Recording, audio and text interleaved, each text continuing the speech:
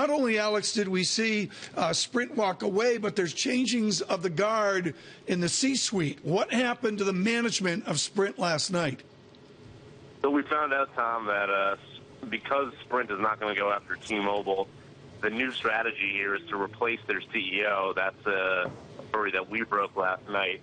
So we know, we have found out that Sprint is going to hire the CEO of a company called Brightstar, which SoftBank, which owns 80% of Sprint, also has a stake in.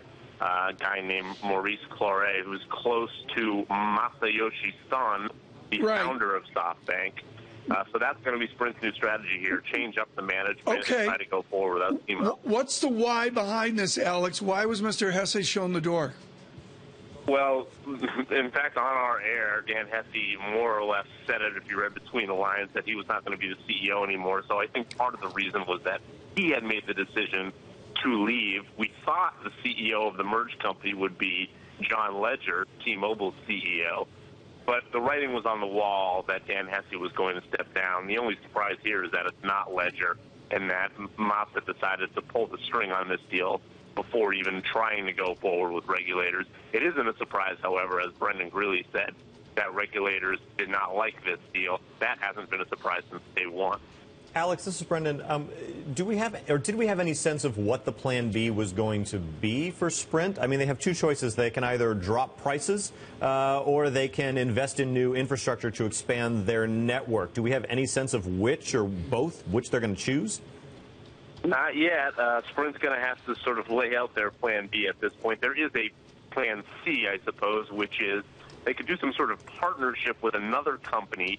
I know that Dish Network has hung out there and sort of floated the idea that they would love to do some sort of network hosting sharing and pair up mobile and video, similar to what AT&T is trying to do, buying DirecTV. Dish has its earnings call today, and they do take media questions. I may ask Charlie Ergen about that. Alex, very quickly here, we have Craig Moffett with us in the next hour. Let me ask you the same question. I'll ask Mr. Moffett. Is this a massive victory for Washington and just saying to the entire industry, listen to us carefully, we want competition?